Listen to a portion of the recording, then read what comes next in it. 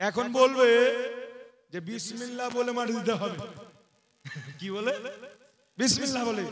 মানে এরা এমন জাতি, এদেরকে যত দলিল দেন, মোদির যারা ভক্ত আছে না, যদি না খেয়ে মরে যায়, এরাকে মোদি বলবে গোবর খা, ওরা গোবর খাবে।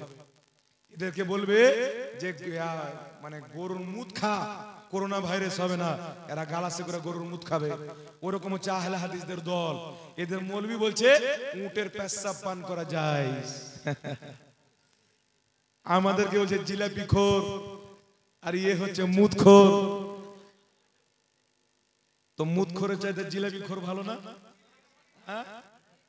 জোরে বলে। জিলাপি খাচ্ছি, খাবো, তোরা মুত খা। আর যদি উটের মুতে পেট না ভরে, তা আমাদের মাদ্রাসে বোতল দিয়ে যাস, বোতল বোতল। তালবিলিংদেরকে বলবো ভরে রেখে দিবে, সকালে এসে নিয়ে চলে যাবে। কোন গাধা তালবি বলছে উটের পেশাব পান করা জায়েজ, বলে নাউজুবিল্লাহ। কোনটা হাদিস নবী পাক কি কারণে বলেছে? এই গাধারা যদি কমপক্ষে উসুল ৮০টা পড়তো তাহলে বুঝে যেত। এবার শুনেন, দাফন করার পর মাটি দেওয়া যাবে কি যাবে না? তাহলে কি প্রমাণ হলো? জানাজার নামাজের পরে দোয়া করা চলবে না? চলবে না? এটা কার মাসলা? আমার না সাহাবীর? এইবার শুনেন, দাফন করার সময় মিনহা খালাকনাকুম পড়া চলবে না? চলবে না? এটা আমার মসলা না ইমামদের মসলা? এইবার মাটি দেওয়ার পরে দোয়া করা যাবে কি যাবে না? জি শুনেন, আবু দাউদ শরীফের মধ্যে সহিহ সনদে হাদিস বর্ণিত, রাসূল পাক সাল্লাল্লাহু আলাইহি ওয়াসাল্লাম থেকে বর্ণিত। রাসূল পাক বলছেন, কি বলছেন? ইদা ফারাগা মিন দাফনিল মাইয়্যিতি ওয়াকাফাত আলাইহি। রাসূল পাক বলছেন, মৃত্যু ব্যক্তিকে দাফন করার পরে সঙ্গে সঙ্গে চলে যেও না, একটু দাঁড়াও। দাঁড়িয়ে কি করবে? নবী পাক বলছেন, একটু দাঁড়াও, ওয়া ইস্তাগফারু লাহু, তার জন্য ইস্তিগফার করো, দোয়া করো। সুবহানাল্লাহ। জোরে বলবেন না সুবহানাল্লাহ? সুবহানাল্লাহ। আবু দাউদ শরীফের হাদিসটি সহিহ। রাসূল পাক বলেন, মৃত্যু ব্যক্তিকে দাফন করার পর সঙ্গে সঙ্গে চলে যেও না, একটু দাঁড়াও, মৃত্যু ব্যক্তির জন্য ইস্তিগফার করো, মৃত্যু ব্যক্তির জন্য দোয়া করো। তাহলে কি বোঝা গেল? জানাজার নামাজের পরে তারাই দোয়া করবে যারা সাহাবীর দিনকে মানে, দাফন করার পরে তারাই দোয়া করবে যারা নবীর দিনকে মানে, যারা ইংরেজের দিনকে মানে তারা দোয়া করবে না। তো আমরা ইংরেজদের দিন আমাদের কাছে চলবে, নবীর দিন চলবে, সাহাবার দিন চলবে। এখন প্রশ্ন হলো, হুজুর জানাজার নামাজের পরে সম্মিলিত দোয়া করা যাবে কিনা? দাফন করার পরে সম্মিলিত দোয়া করা যাবে কিনা? আমি একটি হাদিস পড়ছি, শুনেন। তাবরানী শরীফের মধ্যে হাদিস, মাজমুজ জাওয়াইদের মধ্যে ইমাম হাইসামি হাদিসটিকে উল্লেখ করে বলেছেন, হাদিসটি হচ্ছে সহিহ। হাদিসটি কি? রাসূল পাক সাহিবে লাউলাক সাল্লাল্লাহু আলাইহি ওয়াসাল্লাম বলছেন, যখন একদল লোক নিজের হাতের অগ্রভাগকে উঠিয়ে আল্লাহর দরবারে দোয়া করে, তখন আল্লাহর কাছে তারা যা চায় আল্লাহর জন্য ওয়াজিব হয়ে যায় তাই দেওয়া। সুবহানাল্লাহ। রাসূল পাকের হাদিস হাকিম আল মুস্তাদরাক আলা সাহিহাইনের মধ্যে ইমাম হাকিম রাহমাতুল্লাহ আলাইহি লিখেছেন, হাদিসটি কি? রাসূল পাক বলছেন, যখন এক কম লোক, এক দল জামাত লোক সবাই হাত তুলে দোয়া করবে, একজন দোয়া করবে, বাকি সবাই আমিন বলবে, তারা আল্লাহর কাছে যা চাইবে আল্লাহ তাদেরকে তাই দিবে। রাসূল পাক বলেননি জানাজার পর করিও না, দাফন করার পর করিও না, জালসার পরে করিও না। রাসূল পাক মুতলাক হুকুম করেছেন, আম হুকুম করেছেন, জানাজার পরেও সম্মিলিতভাবে হাত তুলে দোয়া করা নবীর হাদিস মোতাবেক জায়েজ আছে। দাফন করার পরেও সম্মিলিত দোয়া করা নবীর হাদিস অনুযায়ী জায়েজ আছে। জোরে বলুন সুবহানাল্লাহ। নবীর হাদিস অনুযায়ী কি আছে? সেতারা খাতুন বাপের নামে 500 টাকা জায়েজ আছে। তাই জানাজার নামাজের পরে দোয়া করবেন। যারা হারাম মনে করে, নাজায়েজ মনে করে, তাদের জানাজার নামাজ পড়তে যাওয়াই হারাম আছে। যাবেন? যাবেন? আহলে হাদিস মৌলভী বাংলাদেশের আব্দুর রাজ্জাক বিন ইউসুফ, এই শয়তান বলছে নবীর মুখ দিয়ে দুর্গন্ধ বের হতো। তাহলে এই হারামজাদাকে যারা আলিম মানে, এদের বক্তব্য শুনবেন। আমি হারামজাদা বলি না, মিজানুর রহমান আজহারি ওদের মৌলভী ফতোয়া দিয়েছে, যারা নবীর গুস্তাখি করে তারা জারু সন্তান। তো নবীর মুখ দিয়ে দুর্গন্ধ বের হতে নবীর গুস্তাখি না? তাহলে তাদের ফতোয়া অনুযায়ী আব্দুর রাজ্জাক বিন ইউসুফ জারু সন্তান হলো না? আল্লাহ কোরআন পাকে বলছেন, মাহবুব তোমার বিরুদ্ধে যারা কথা বলে তোমার গুস্তাখি করছে, উতুল্লিন বাদা জালিকা জানিম, তাদের জন্মে দোষ আছে। সেটা যেই করো, যে নবীর গুস্তাখি করে নিজের পরিচয় যায় যে আমি একটা হারামজাদা। আল্লাহ আমাদেরকে সুন্নি জামাতে পাঠিয়েছেন, আমাদের আমল কম হতে পারে, ইবাদত কম হতে পারে, নবীর মুহাব্বতে কোনো কমতি নাই, সুবহানাল্লাহ, নবীর আদবে কোনো কমতি নাই, আকীদাতে ঘাটতি নাই, ঈমানে ঘাটতি নাই। তাই শোনো, কিয়ামতের ময়দানে জান্নাত কোন জিনিস নিয়ে যাবে? নবী পাক বলছেন ঈমান নিয়ে যাবে, আল্লাহর রহমত নিয়ে যাবে। বলুন সুবহানাল্লাহ। এবার শুনেন, আপনাদের সম্মুখে আরেকটি মাসলা ক্লিয়ার করব। মাটি দেওয়া হয়ে গেল, হলো কি হলো না? তো আমাদের সমাজে কিছু লোক বেরিয়ে হচ্ছে, মাটি দিয়ে চলে আসলো, ক্লিয়ার হয়ে গেল, বলছে কিছু করলে মুর্দা কি করে পাবে? হ্যাঁ, মরে তো গেলছে, ও জীবনে কোরআন পড়েনি, ওর নামে কোরআন পড়ে লাভ কি? যুক্তি, কিতাবের দলিল নাই, যুক্তি। আর আপনাকে যখন বলে বলে সহিহ হাদিস থেকে দাও, ও নিজে দিবে যুক্তি আর লিবে সহিহ হাদিস। একই বলে উল্লুমাকে খাপ্পি बैठे চেরাগ লেকে হাগনে बैठे। ও দিবে যুক্তি, যেই ব্যক্তি জীবনে কোরআন পড়েনি ওর নামে কোরআন পড়ে লাভ কি? তাহলে যেই ব্যক্তি জীবনে জানাজা পড়েনি, মুসলমান মরে যদি যায়, ওর জানাজাও পড়া যাবে না, ঘাটে নিয়ে যায় পুড়িয়ে দিতে হবে, না কি বলে? যে ব্যক্তি জীবনে মাটি দেয়নি ওকে মাটি দিতে হবে না, কুত্তাকে খেলিয়ে দিতে হবে নাকি?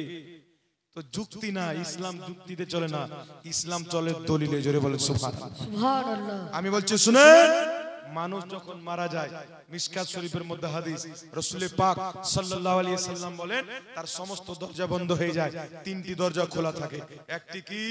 ইলম, একটি হচ্ছে সাদকা জারিয়া, আরেকটি হচ্ছে তার নেক সন্তান।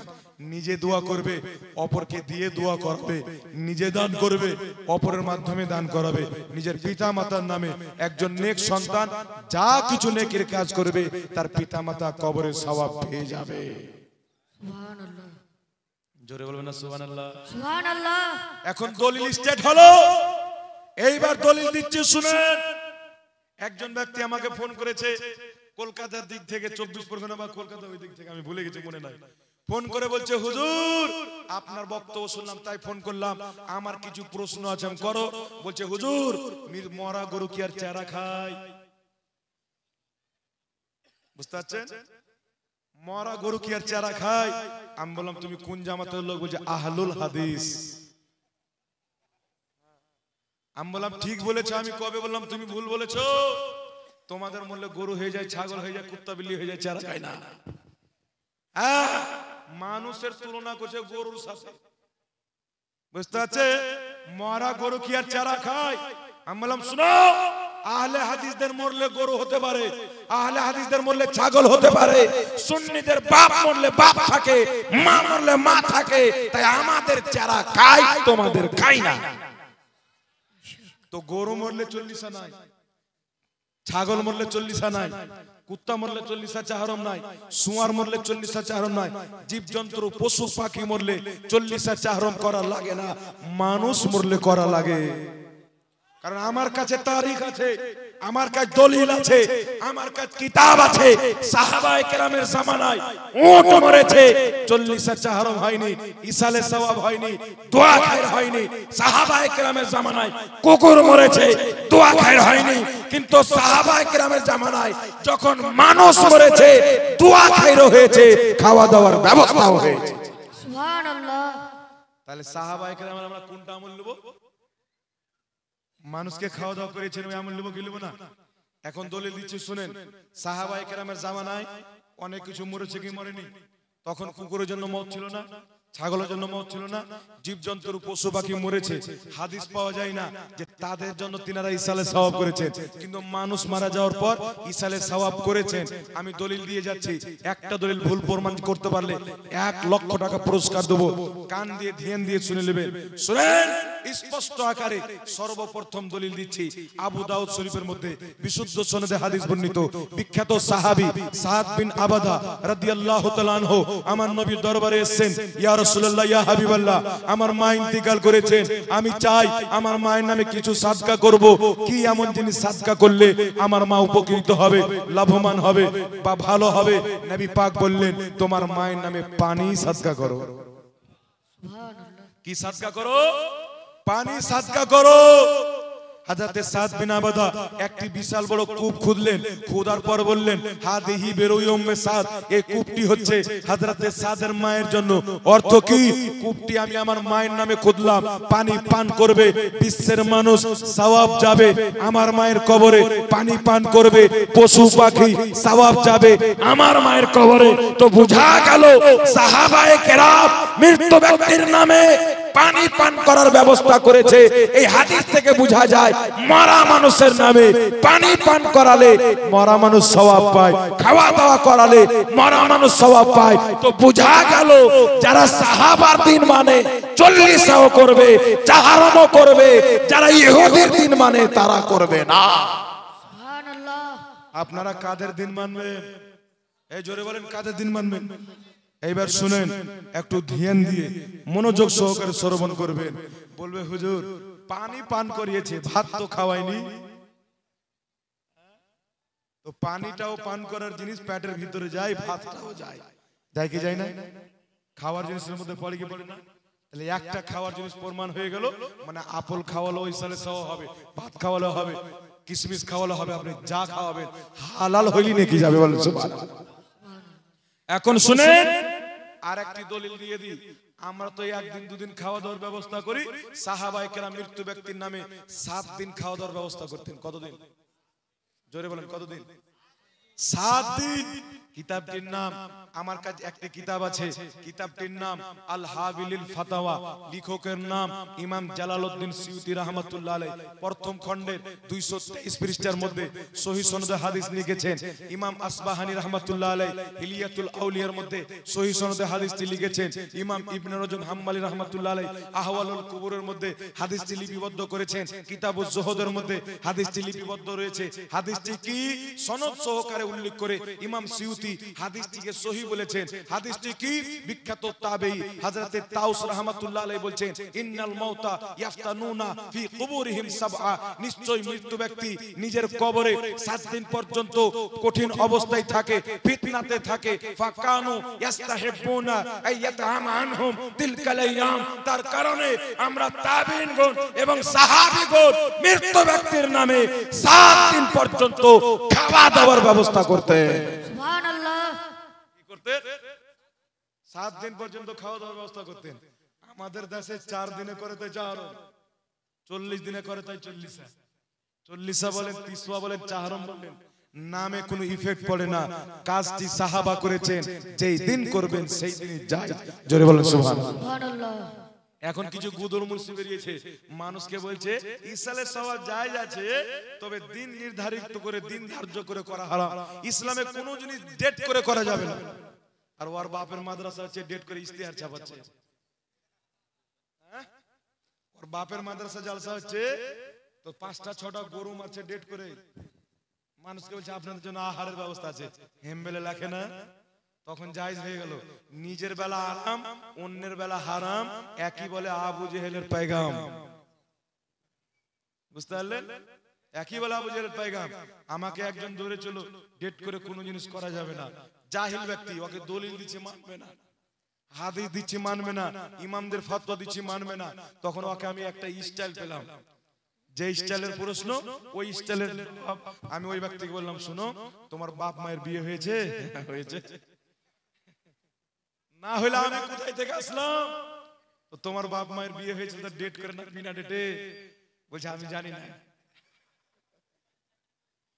বলছে আমি জানি না। আমি বললাম শুনো, ভালোভাবে যদি বিয়ে হয় তো ডেট হয়েছে, আর যদি তোমার আব্বা তোমার মাকে পালিয়ে বিয়ে করে তবুও ডেট হয়েছে। একটা ছেলে যদি একটা মেয়েকে পালিয়ে বিয়ে করে, তাহলে বলবে না এ অমুক তারিখে অমুক স্কুলের সামনে দাঁড়িয়ে থাকবো, তুই চলে আসিস। হয় কি হয় না? তো অমুক তারিখে ডেট হলো কি হলো না, জোরে বলেন। তো পালিয়ে বিয়ে করলো ডেট লাগবে, ভালোভাবে বিয়ে করলো ডেট লাগবে। আমি বললাম ভাই তুমি তো খুব ভালো মানুষ মনে হচ্ছে, আমার মনে হয় আপনার বাপ মা পালিয়ে বিয়ে, খবরদার আমার বাপ মা পালিয়ে বিয়ে করে, ভালোভাবে বিয়ে হয়েছে। তাহলে ভালোভাবে বিয়ে হয়েছে, ডেট তো 100% হয়েছে। তাহলে ডেট করে কোনো জিনিস করা হারাম আপনার ফতোয়া, তাহলে আপনার বাপ মায়ের বিয়েটা কি হলো? আপনার ফতোয়া অনুযায়ী হারাম হলো, তাহলে আপনি কি হলেন? হারাম বিয়ের সন্তান যদি জন্ম নিত হালাল হবে না হারাম হবে? তাহলে যে ফতোয়া যুক্তিতে দিচ্ছে ওই যুক্তিতে ওই হারামজাদা প্রমাণিত হচ্ছে, তাই যুক্তি বাদ দিতে হবে, মানতে হবে কি? দলিল মানতে হবে। সাহাবায়ে কেরাম মৃত্যু ব্যক্তির নামে পানি পান করার ব্যবস্থা করেছেন, খেজুরের বাগান দান করেছেন, সাদকা করেছেন, নামাজ পড়েছেন, রোজা রেখেছেন, ইসালে সওয়াবের জন্য মৃত্যু ব্যক্তির নামে খাওয়া দাওয়ার ব্যবস্থা করেছেন। 4 দিনে করলেও যায়, 5 দিনে করলেও যায়, 20 দিনে করলেও যায়, 40 দিনে করলেও যায়। গরিবকে খিলানো যায়, ফকিরকে খিলানো যায়, ইয়াতিমকে খিলানো যায়, ধনীকেও খিলানো যায়, কুটুমকেও খিলানো যায়। জোরে বলুন সুবহানাল্লাহ। তাই কিন্তু এই খাবারে বেশি করে লক্ষ্য রাখবেন গরিবদেরকে। কাদেরকে? গরিবদেরকে। গরিবকে দাওয়াত দিলেন এলাকার, তারপরে ধনীকেও দেন, আত্মীয় স্বজনকেও দেন, গরিব ধনী সকলকে খাওয়ানো জায়েজ আছে। জোরে বলুন সুবহানাল্লাহ। তো মানুষকে যখন খাওয়া দাওয়া করাবেন একটু লক্ষ্য করে শুনবেন। 7 বিন আবাদা কূপ খুদলেন, পানি পান করবে মানুষ, সওয়াব যাবে তিনার মায়ের কবরে, পানি যাবে না সওয়াব যাবে। তাহলে মানুষ খাবার খাবে আর সওয়াব মুর্দার কবরে যাবে, খাবার যাবে। জি এইবার শুনেন, আপনাদের সম্মুখে আমি বয়ান করতে চলেছি মৃত্যু ব্যক্তির নামে কোরআন তেলাওয়াত। কালকে কিতাব দেখিয়ে বলেছিলাম ইমাম ইবনে কুদামা রাহমাতুল্লাহ আলাইহি, সকলের গ্রহণযোগ্য ইমাম, জিনার কিতাবের হাওয়ালা দিয়ে আহলে হাদিস মৌলবীরা কিতাব লেখে।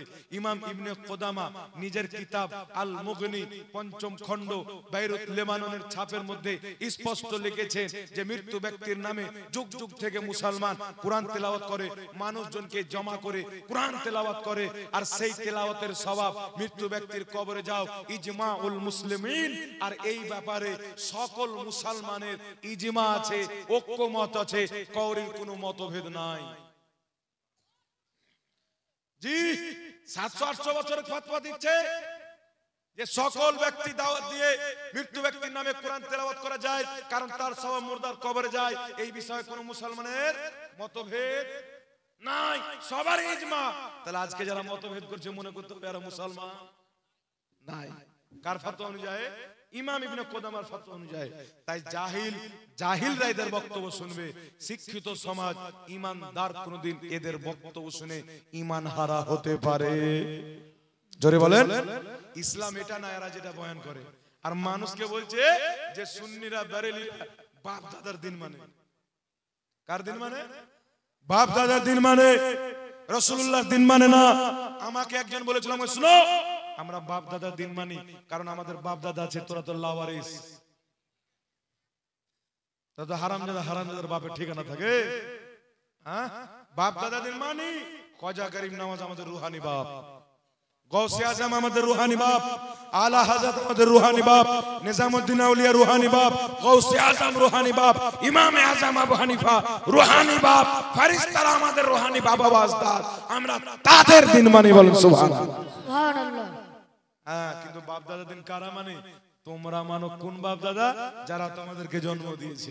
ওই বাপ দাদার মানো না যারা রুহানি বাপ দাদা হয়, রুহানি আমাদের শিক্ষক হয়। তাই শুনেন, মৃত্যু ব্যক্তির নামে 40 করা যায়, মৃত্যু ব্যক্তির নামে চারণ করা যায়, মৃত্যু ব্যক্তির নামে কোরআন তেলাওয়াত করা যায়, মৃত্যু ব্যক্তির নামে ফাতিহা করা যায়, মৃত্যু ব্যক্তির নামে দোয়া করা যায়, জানাজার পরেও যায়, দাফন করার পরেও যায়। জোরে বলেন সুবহানাল্লাহ।